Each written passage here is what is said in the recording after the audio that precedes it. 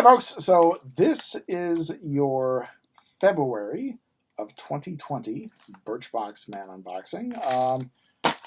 Birchbox, so if you haven't put two and two together, I just wrapped the unboxing for the final gentleman's box, and it's like I'm not even going to bother to try to change clothes or give you the illusion that one day to the next, it's like I'm just doing this in one sitting. My give a fuckness is gone.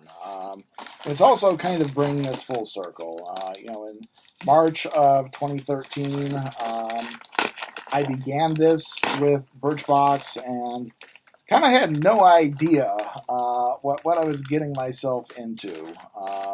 At that point in time, I had just gotten what I called my first big boy adult job. I was kind of a little bit of a late bloomer, professionally speaking.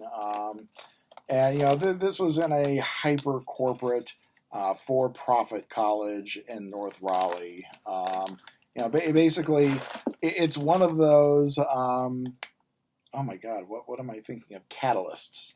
The for-profit college. They are these catalysts that find poor people, minorities, women, and sell them on five-figure tuition dreams of getting out with, a professional job with about a 2 to 10% graduation rate at that. So to keep the image up, my then boss suggested I kind of think about, upping my game just a little bit. So I subscribed to Birchbox. I'm like, hey, some cool grooming stuff. Why not?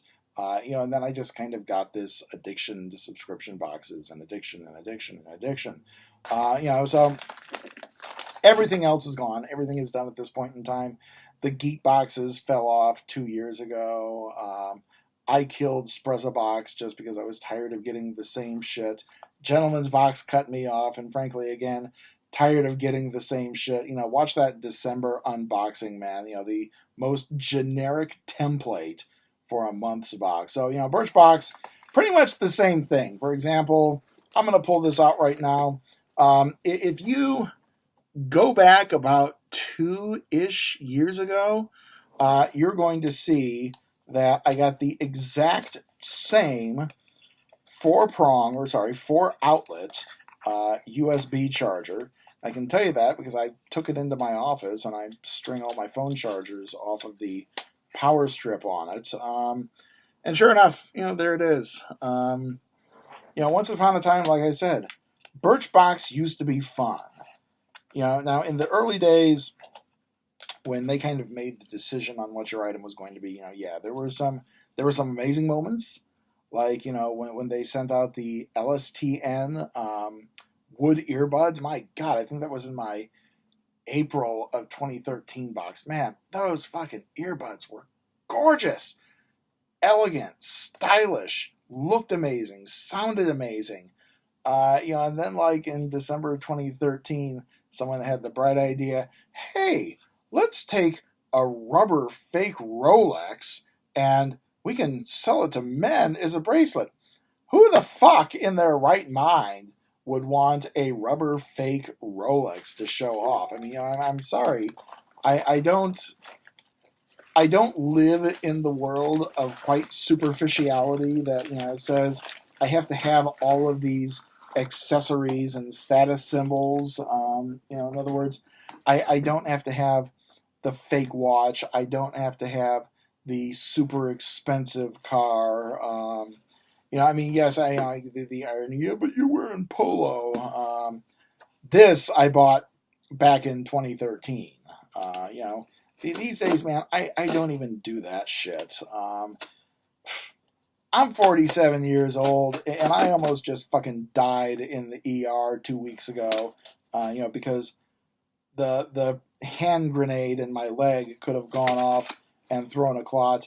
And I realized, man, I am so done trying to impress people. I am so done trying to curry the favor of people who don't want me around and don't give a shit. Who in their right fucking mind says, hey, let's have a rubber fake Rolex? Guys would like that. And they couldn't even put like a fucking functional watch face in it. It is literally, go back in the channel, and I'm pretty sure that was December 2014. Go back in the channel and you'll see exactly what I'm talking about. And, like I said, then they did in 2014 the whole thing where you get to choose your luxury item every month, which meant that for about a very painful 2 years, I was chained to my email, trying to anticipate when it would come in, trying to be a race to get that email and get the item because they always short stocked the items. And I always wound up with like small underwear. I think it was sometime in 2014 they sent me a pair of fucking small briefs. My 3XL body. To combat the blood clot, I'm wearing compression socks. Those small underwear could have made like a little tourniquet for the top of my thigh. So, yeah, Birchbox, we're just kind of pulling everything to its natural conclusion here, and I think that either March or April is going to be the last box. I think March I'm going to officially conclude it, and if I get a box in April, bonus time for all 10 people who still actively watch this. So let's dive in. I'm just going to grab the first thing that I see here. This is from Vasanti. It is a Brighten Up Exfoliator, Enzymatic Face Rejuvenator. We're going to do the sniff test here. It's definitely got a very lotiony smell to it. That's the other concern with a lot of products like this. You put it on and you're skunked for the rest of the day, or at least multiple hours after with the smell. Probably would use it at night, wash my face, and of course I've got my big bottle of Jack Black face wash in the bathroom, but one way or the other, who cares? Next thing, and I guess for men's grooming, this is a thing. From Duke Cannon, cold showers, cooling field towel for cool down and recovery for face and body. And of course, Duke is saying, hey, we're helping the veterans, which I guess is supposed to spur people to buy this. I don't know, man. Look, I've never hidden the fact that I'm a hyper soy boy, hippie type. You really want to help the veterans? Keep them out of fucking useless wars. Don't send them overseas to make money for fucking rich white people. You want to help veterans, Duke? That's how you fucking help veterans. Don't use veterans to drive your fucking bottom line on these substandard dude wipes. Let's see. All right. Next thing is just grabbing. This is Journeyman Natural Body Wash. Paraben and sulfate free. The fragrance is cypress and smoke. And of course, we have the little foil stopper up top.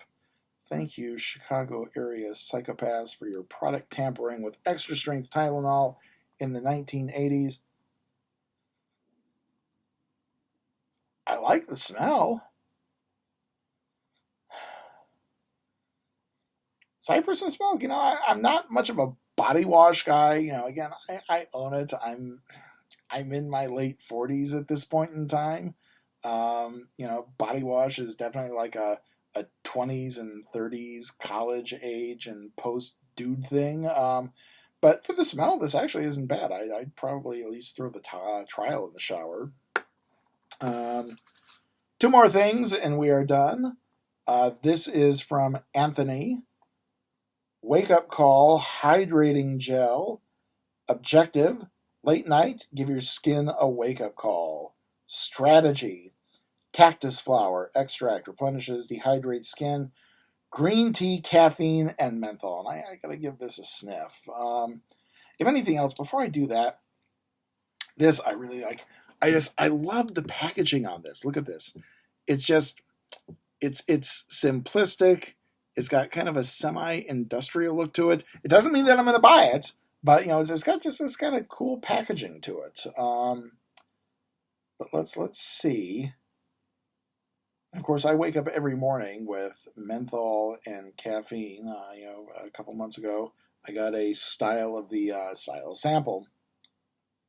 the Dove shampoo, with menthol and caffeine, and I use that every morning. I don't feel a damn bit from the caffeine, but at least my hair looks good getting out of the shower. Oh my God. Yeah, I can definitely smell the green tea in there. Not so much smelling the menthol, but this, maybe a little mint. This smells like my damn frappuccino. That's what they maybe that's just where my mind is going right now. But this smells like my damn frappuccino. And finally, and I knew the packaging, and I was holding off on this, and holy shit, this is like 3 of these in so many months. So I saw the back, and as soon as I saw the back, it's like, yeah, it's something from Kiehl's. Oil Eliminator 24-hour anti-shine moisturizer for men. And this is one of my issues with Birchbox. The people just don't give a shit on sample diversity. I'm kind of lucky that at least 4 of the 5 these are samples that I've never had before. This is something that I've seen. I really don't need a second one, but okay, guys, sure. This I've seen multiple times, like in the last 6 months. I think I've had at least 2 or 3 of these. The smell's decent. I get a little out of the tube. And it's moisturizer. So we can at least do this test. Rub it on the back of the hand. Doesn't feel super greasy going down. Has a decent smell to it, so it doesn't have that like good menthol smell though. The Kiehl's facial fuel, man, that came in one of my early boxes, like I want to say March, April, May of 2013. That was just, my God, the smell on that was fantastic. This is a little more mellow. It doesn't quite have that lotiony smell to it, but also not something I wouldn't mind getting skunked by. Take a shower in the morning, put this on, having this kind of follow you in a pig pen style aromatic cloud. So anyway, folks, that is the February, the probably second to last Birchbox that I've got coming in. We have yet another tube of Kiehl's, the Oil Eliminator. We have the Journeyman Cypress, and is it Cypress? Yes, Cypress and Smoke body wash. We have the Anthony Wake Up Call, which I will have to give a try some morning. The Vasanti Brighten Up Exfoliator. See if we can get, there we go. And finally, Duke Cannon, not afraid to exploit our veterans to add a little money to their bottom line. Cold shower. Just take a fucking shower, dudes. Don't wipe your body down with these. Jesus.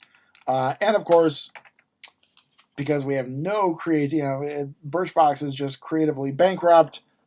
We have the Trend Labs wall charger. So there we go, folks. Reaching the end of the road here. Like I said, I know I've got a box coming in March. I may have one coming in April. So 1 or 2 more, and we're done. So until next time, be good. Be good to each other. Please stay safe out there. Fuck, please.